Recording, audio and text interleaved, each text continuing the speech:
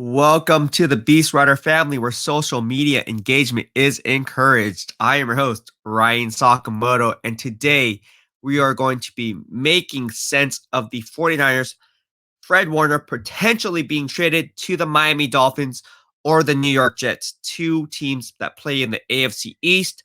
I will go ahead and talk about that and why I am bringing up this podcast. But before I go ahead and do that, I just want to say thank you to each and every one of you for subscribing to my channel. Just be sure to flip on and turn on the bell notifications so you get notified when I go live or when I upload content. Also, I'm looking at my analytics and the viewership is going up. However, the percentage of people who are subscribed to my channel is still around 56%, which is down from 73%. But we need to get that number down a little bit more. So be sure to hit the subscribe button in the lower right-hand corner of your screen as you stay up to date on all things Beast in real time. Or you can simply see that tracker right here on the bottom. It should be there for you. If it's not, I'm going to go ahead and put that up right now.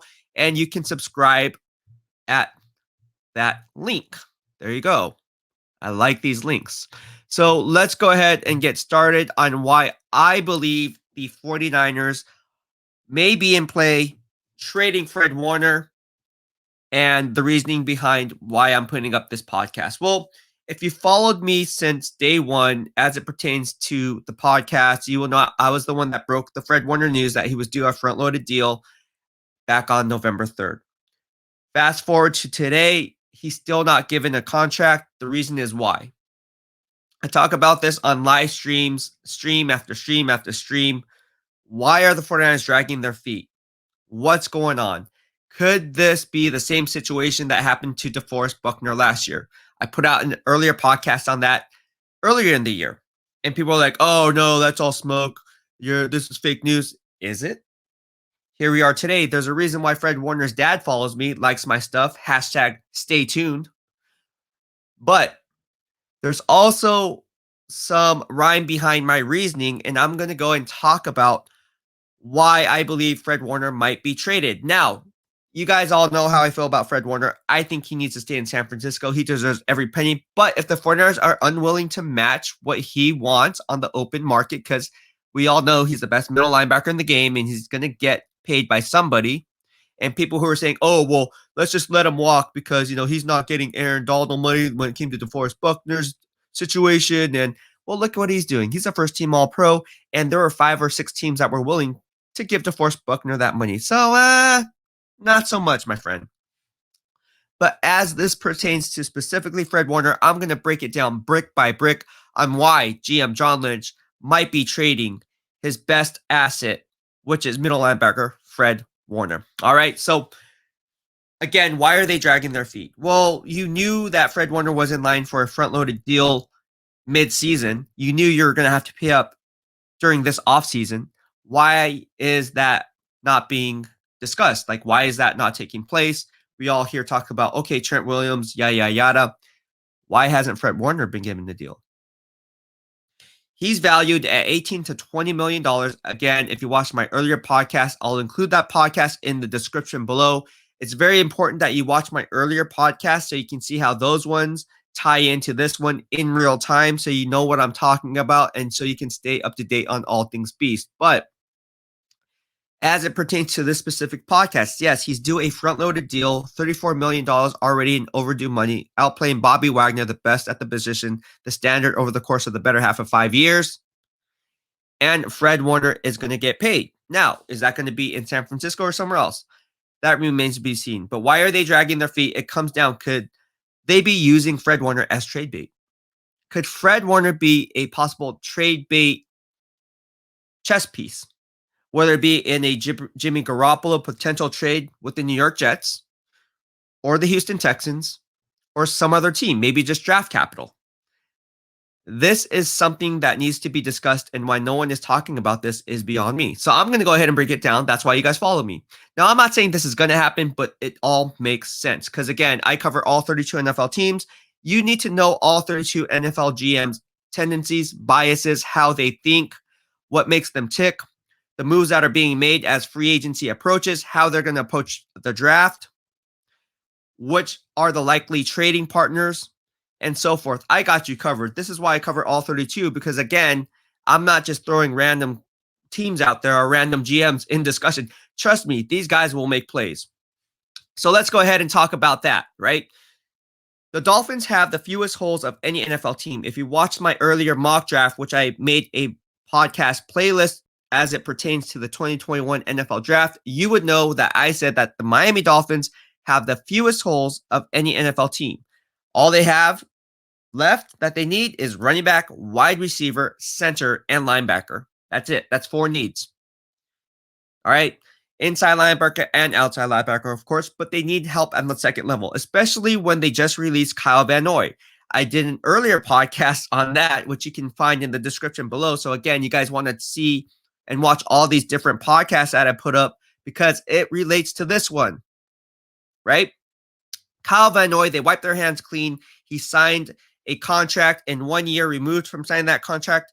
GM Chris Grier decided to wipe his hands clean of him, saving the team in excess of $7.5 million.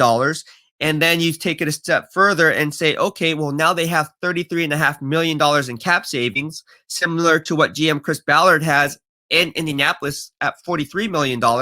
So you can tell that GM Chris Grier might make a play for Fred Warner, because he also has what on his side? He has draft capital, right? And if you peel back another layer of the onion to really get to the core, what did GM Chris Grier just do? He traded for Isaiah Wilson, a 2020 first-round pick drafted number 29 overall from the Tennessee Titans in exchange of swapping late-round picks. You then move Isaiah Wilson, who has been struggling in Tennessee, disgruntled in Tennessee. You move him, kick him inside the guard, team him up with his old teammate, reuniting him with Solomon Kinley out of Georgia. Because, again, if you watch my earlier podcast on that specific move and why the Dolphins made a play for Isaiah Wilson, well, this tackle class is not the strongest or the deepest. You take it a step further and you say, okay, well, they drafted Austin Jackson, number 18, out of USC last year. And then you double down on those gains by drafting number 39 overall in the second round, Robert Hunt. You then bring in Isaiah Wilson, drafted number 29 in that same draft class, and you can kick him inside the guard to team up with Solomon Kinley. You have one of the heaviest offensive lines in all of football. And all you really need is to solidify the defensive side of the game. Middle linebacker Fred Warner is the missing piece for Miami. They need a quarterback of that defense. Fred Warner is that quarterback of any defense. And I believe he'd be a perfect piece and ending the Miami Dolphins drought of finally getting a Super Bowl. They've been so close with Dan Marino. We all know what happened against the 49ers where they got it was crazy. They just got blown out by the San Francisco 49ers. We all know how that went. People actually thought the Miami Dolphins would win because they had those receivers. They had that powerful offensive juggernaut. It didn't happen. All right. But fast forward to today, that's why it makes sense for Fred Warner to be shipped to the Miami Dolphins in exchange for, get this, draft capital. Because if there's one thing that the Niners need, it's draft capital. And the Miami Dolphins have draft capital. They hold 2 first-round picks. So multiple first-round picks. They have the number 3 overall pick, and they have the number 18 overall pick. So 3 and 18, obviously, they're not going to trade number 3. That's out of the question. But at number 18, you can see what happened last year with DeForest Buckner. He got shipped out for the number 13th overall pick. So it's in GM John Lynch's bloodlines to go ahead and make that deal for number 18, because now you have what? Draft flexibility in what? The first round. How many times has John Lynch held 2 first-round picks since becoming GM back in 2017? He did it back in 2017. Did it back in 2020. Could 2021 be the same? Absolutely. Because this is how the line of thinking goes from the San Francisco 49ers side. You ship out Fred Warner, something that, again, I am totally against, but something that I can see playing out. Again, if I was a GM, I'm not doing this. But at the end of the day, I'm not John Lynch. So if John Lynch, if his MO is to go ahead and trade Fred Warner, trade your all-pro talent, go ahead, get draft capital in return, think that's going to work? Cool story, bro. All right. So at 12, you can get Mac Jones. Okay, so you have your quarterback. Then at 18, you can double down on getting an Alabama product. If you watch my earlier podcast, you know who that draft crush is. running back Najee Harris. So then you have two Alabama kids, Mac Jones, Najee Harris, and you're good to go on the offense side of the football. Makes sense? It makes sense. Why? Because Najee Harris is about to come off the board around that pick. At number 18, you're definitely not going to go edge rusher because this is an edge weak class. As I stated in my earlier podcast, you definitely don't want to go offensive tackle because at the end of the day, you'll be reaching for need, diminishing the value of the pick. We all know what happened back in 2018 when they reached for right tackle Mike McGlinchey, but that's for a different story. But no, it really makes sense, right? Okay, and then you say, okay, well, that makes sense. Fred Warner for the number 18th overall pick. We get draft flexibility. You can draft a quarterback and then double down on those gains by getting a running back. I like it. If not Najee Harris, if let's say you don't want to go with Najee Harris and you want to go defense, you can get a guy like Jaycee Horn out of South Carolina. Because we don't know what's going on with Jason Verrett, which I stated on an earlier podcast in my live stream. See, this is why you guys watch me, because my forward thinking and analysis, it all makes sense, connecting the dots. And again, my podcast from like 3 months ago still hold up and are still strong today. Chandler Jones, the news that came out with that. You guys don't know what's going on there, but go ahead and check it out. You can Google it. It's all coming true. But getting back to this podcast, yeah, it makes sense. Okay, well, if not the Miami Dolphins, let's say GM Chris Grier decides not to get Fred Warner, wants to keep his draft capital and says, you know what, thanks, but no thanks, San Francisco. Okay, what if San Francisco then talks to Robert Saleh and GM Joe Douglas from the New York Jets? Oh, fine, you don't want him? I'm going to ship him out to another AFC East team, and you have to face him twice a year. How's that, Chris Grier? What about all gas, no break, Fred Warner in New York? They have a plethora of different needs. They also hold multiple first-round picks, number 2 and number 23, right before the Pittsburgh Steelers pick at number 24. So again, this is what you can do if you hold those picks, right? So at number 12, I can logically see them going after Mac Jones. Then you can double down on that at 23, take Najee Harris if he's still on the board at 23, or go after a guy like Jaycee Horn or Landon Dickerson. Landon Dickerson is the best offensive center in this year's draft class. Obviously, they need a center. Weston Richburg, I'm hearing, is all but gone. I think that's a guarantee. Put it down in the books. He's gone. So you're going to need a center. Why not bring in Landon Dickerson, get the best offensive center in the draft, and then double down on that earlier by getting his quarterback, Mac Jones? It totally makes financial sense. Now, the question remains to be seen. Again, why would they trade Fred Warner? Well, look what happened with Buckner.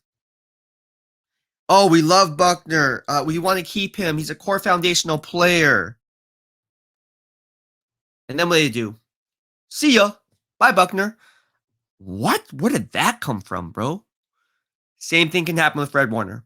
I'm not saying it's going to happen. You guys all know how I feel about Fred Warner. Obviously, I'm tied to Fred Warner. I want him in San Francisco, but the reason why I'm putting this out there is it potentially could happen. And it makes perfect sense from both sides. It's a win-win. And why Fred Warner is not given a contract is beyond me.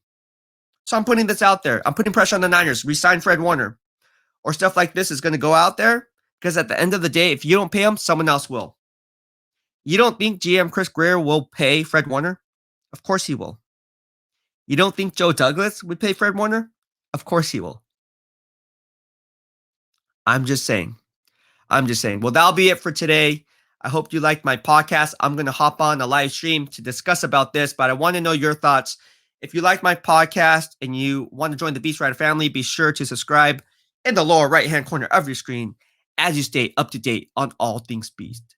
Thank you for tuning in. Have a good day, BEASTwriter.